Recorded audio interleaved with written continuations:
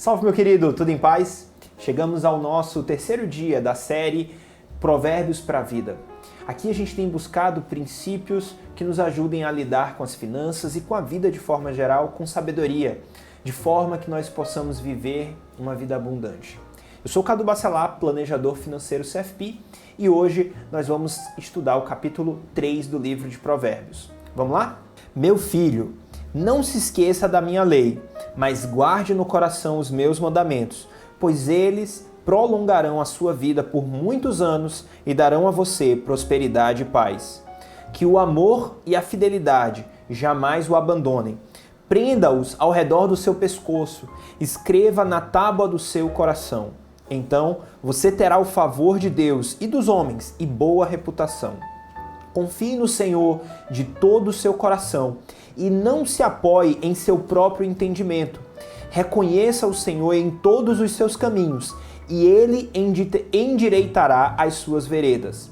Não seja sábio aos seus próprios olhos. Tema o Senhor e evite o mal. Isso dará a você saúde ao corpo e vigor aos ossos. Honre o Senhor com todos os seus recursos e com os primeiros frutos de todas as suas plantações. Os seus celeiros ficarão plenamente cheios e os seus barris transbordarão de vinho. Meu filho, não despreze a disciplina do Senhor, nem se magoe com a sua repreensão, pois o Senhor disciplina a quem ama, assim como um pai faz ao filho de quem deseja o bem. Como é feliz o homem que acha sabedoria, o homem que a obtém entendimento, pois a sabedoria é mais proveitosa do que a prata e rende mais do que o ouro. É mais preciosa do que rubis. Nada do que você possa desejar se compara a ela. Na mão direita, a sabedoria garante a você vida longa. Na mão esquerda, riquezas e honra. Os caminhos da sabedoria são caminhos agradáveis e todas as suas veredas são paz. A sabedoria é árvore que dá vida a quem a abraça. Quem a ela se apega será abençoado. Por sua sabedoria, o Senhor lançou os alicerces da terra, por seu entendimento fixou no lugar os céus. Por seu conhecimento, as fontes profundas se rompem e as nuvens gotejam o orvalho. Meu filho, guarde consigo a sensatez e o equilíbrio. Nunca os perca de vista. Trarão vida a você e serão um enfeite para o seu pescoço. Então, você seguirá o seu caminho em segurança e não tropeçará. Quando se deitar, não terá medo, e o seu sono será tranquilo. Não terá medo da calamidade repentina, nem da ruína que atinge os ímpios. Pois o Senhor será a sua segurança e o impedirá de cair em armadilha. Quanto for possível, não deixe de fazer o bem a quem dele precisa. Não diga ao seu próximo, volte amanhã e eu darei algo a você, se você pode ajudá-lo hoje. Não planeje o mal contra o seu próximo, que confiantemente mora perto de você. Não acuse alguém sem motivo, se ele não fez nenhum mal a você. Não tenha inveja de quem é violento, nem adote nenhum dos seus procedimentos, pois o Senhor detesta o perverso, mas o justo é seu grande amigo.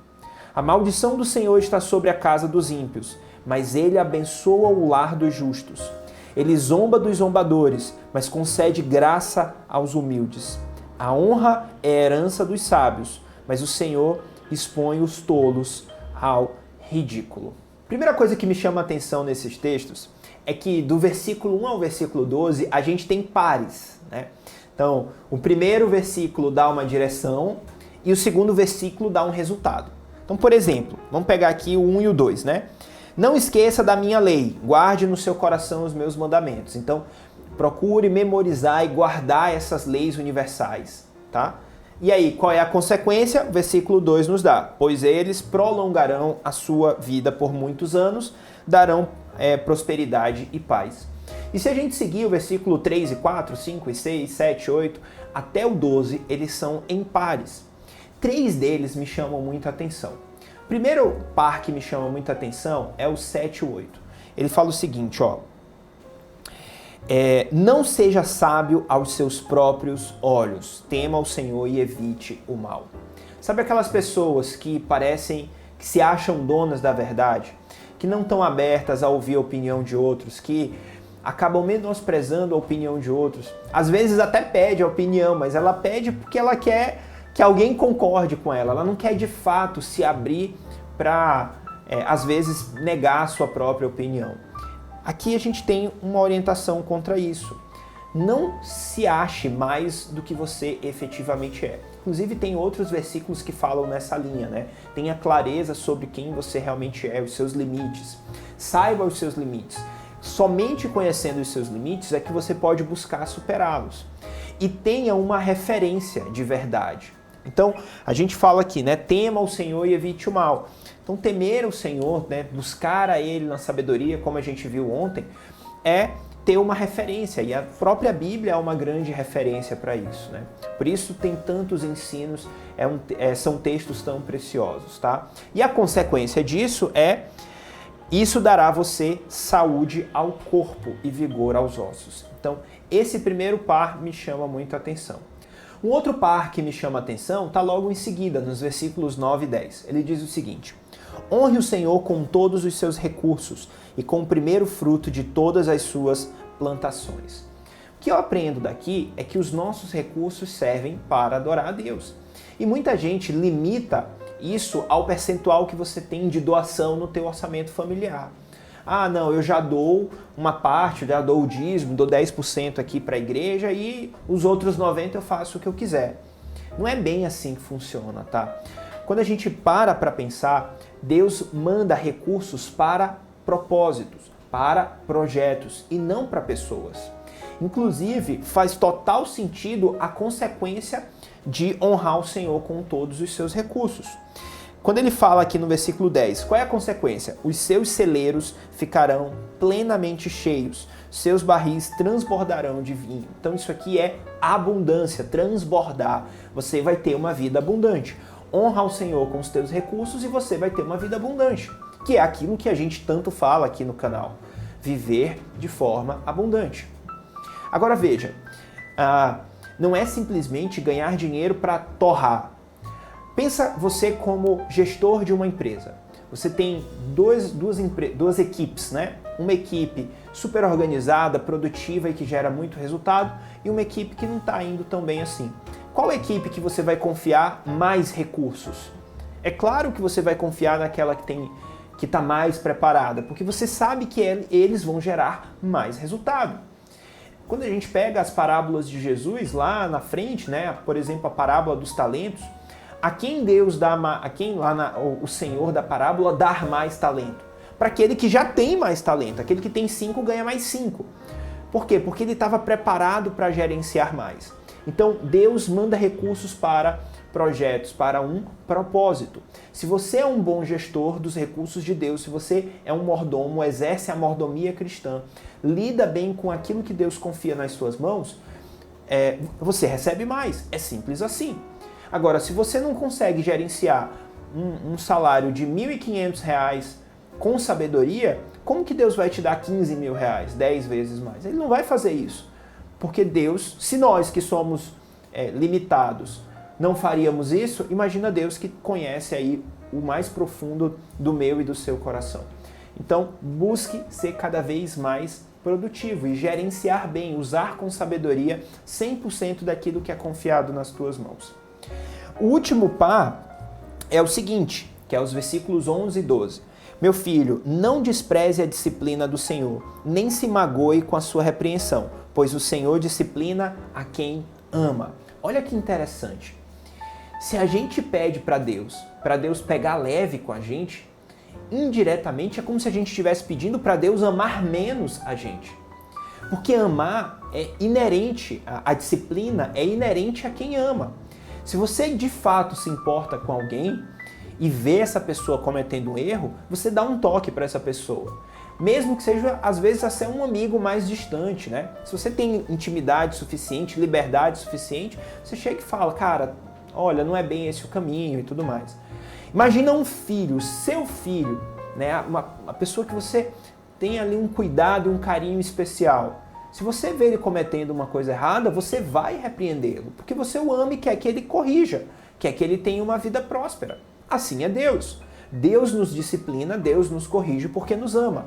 E pedir para Deus pegar leve com a gente é, de alguma forma, pedir para Deus não nos amar. A única forma de Deus pegar leve com a gente é a gente mudando, é a gente crescendo, é a gente se tornando mais sábio, é a gente colocando em prática esses princípios que a gente aprende aqui, tá? Outro versículo que me deixa claro é quando a gente vê os versículos 13 a 18, tem meio que um poema, né, de exaltação à sabedoria e traz consequências de buscar a sabedoria, né? Então, o versículo 13 em especial fala que em Deus a gente encontra essa sabedoria. E nos versículos lá na frente, no 16, a gente tem que a promessa de quem busca a sabedoria é alongar a vida e riquezas e honra. Então, se você quer riqueza e honra e você quer prolongar a vida, o caminho é buscar a sabedoria, tá? E aí, já chegando no final do texto, ali nos versículos 27 até o final, nós temos várias atitudes práticas para aqueles que desejam viver de forma sábia.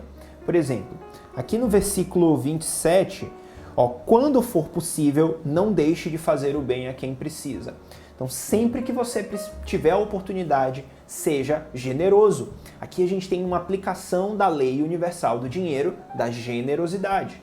Fazer o bem a quem precisa é ser generoso.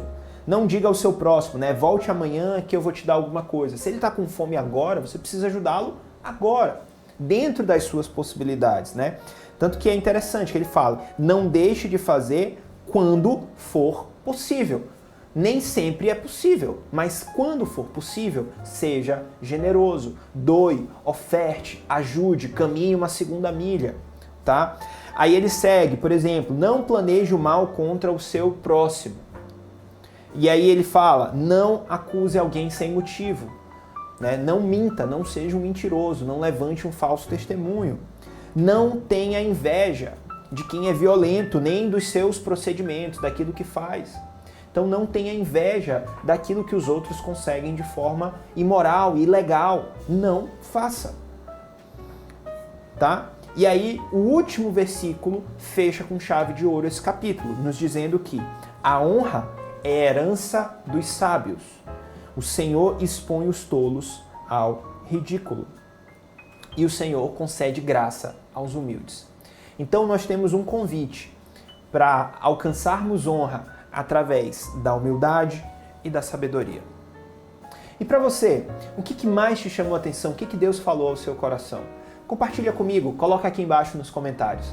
Se esse vídeo foi importante para você, deixa o teu joinha, se inscreve no canal se você ainda não está inscrito e ativa o sininho porque todo dia tem vídeo novo.